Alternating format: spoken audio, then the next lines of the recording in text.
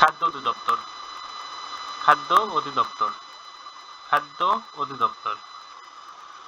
আপনারা যারা খাদ্য অধিদপ্তরে নিয়োগ পরীক্ষায় অংশগ্রহণ করবেন তাদের জন্য আজকের এই ভিডিওতে থাকছে নিয়োগ পরীক্ষার সাজেশন, প্রশ্ন প্যাটার্ন, বিগত সালের প্রশ্ন নিয়ে বিস্তারিত আলোচনা। আশা করি ভিডিওটি প্রথম থেকে শেষ অবধি দেখার চেষ্টা করবেন।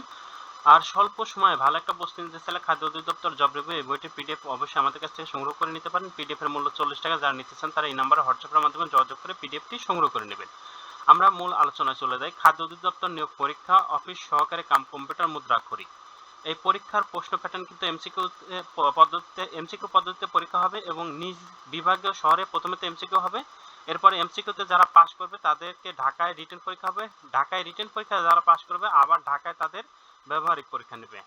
এই ব্যবহারিক পরীক্ষা আবার যারা পাস করবে তাদের আবার ঢাকাতেই ভাইবা হবে। তো চলুন আমরা দেখে নিই কোন পদ, মানে কি ধরনের প্রশ্ন আসতে পারে। কোন পদটি সাংবিধানিক পদ নয়? চেয়ারম্যান মানবাধিকার commission.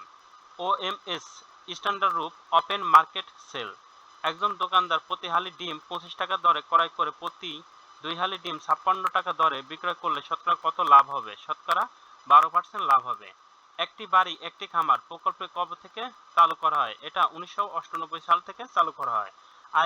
The word idolize is, idolize কোন ধরনের ওয়ার্ড? এটা একটা verb. The passive structure of the they placed us, এটা প্যাসিভ স্ট্রাকচার হবে we are placed with them. বিভক্তিহীন নাম শব্দকে কি বলে? এটাকে প্রাতিপাদিক বলে। She said we are going, going এর পরে সবসময় উদ্দেশ্যমূলক ভাবে টু বসে, এখানে টু বসবে। আর একটা কথা যে আপনাদের পরীক্ষা যেহেতু এমসিকিউতে হবে, এমসিকিউর জন্য আপনাদের কিন্তু বিস্তারিত পড়ে যেতে হবে। আর বিস্তারিত পড়লে তবেই কিন্তু আপনি জাস্ট পরীক্ষায় পাস করতে পারবেন। আর এই বিস্তারিত পড়ার জন্য আপনাদের বাংলার জন্য এই বইটা, ইংরেজির জন্য এইটা, গণিতের জন্য এইটা, সাধারণ জ্ঞানের জন্য এটা এবং প্রিভিয়াস কোশ্চেন ব্যাংকের জন্য খাদ্য অধিদপ্তর জব রিভিউ। এই সবগুলা বই পড়লে তবেই আপনি কিন্তু পরীক্ষায় পাস করতে পারবেন। সবগুলা বইয়ের পিডিএফ এর মূল্য কিন্তু, জাস্ট আমাদের কাছে পিডিএফ আছে, পিডিএফ এর মূল্য কিন্তু 100 টাকা। যারা নিতে চান তারা স্ক্রিনশট দিয়ে এই নাম্বারে হোয়াটসঅ্যাপের মাধ্যমে যোগাযোগ করে নিতে পারেন। প্রশ্নের দ্বিতীয় পার্টটা, একটি বাক্সের 2 মিটার দৈর্ঘ্য, 1 মিটার 50 সেমি প্রস্থ এবং 1 মিটার উচ্চতা। বাক্সটির আয়তন কত? বাক্সটির আয়তন 3 ঘন মিটার। প, ফ, ভ, ভ, ম এগুলো কি ধরনের বর্ণ? এগুলো অষ্টজাক বর্ণ।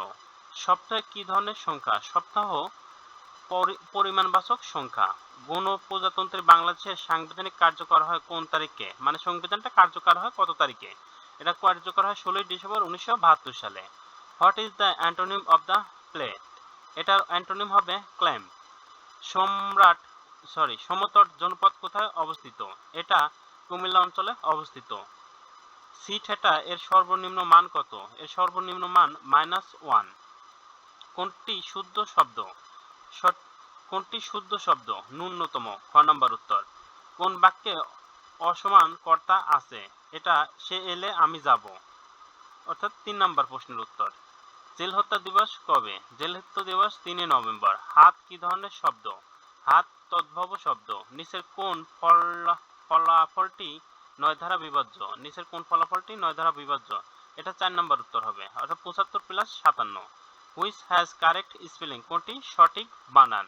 প্রথমটাই হবে সঠিক বানান। Which one is correct? কোনটি সঠিক? 3 number, do I actual get a play check?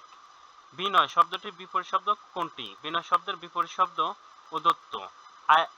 Improvement means এর অর্থ হলো বেটারমেন্ট। আমার তখন রোজ সকাল নদীর তীরে ভ্রমণ করতাম। বাক্যটি কোন কালের? এটা নিত্যবিত্ত অতীতকালের। রক্ষই বক্ষ কোন জাতীয় বাক্য? এটা সরল বাক্য। The antonym of curfew is gentle. ক নাম্বার উত্তর হবে।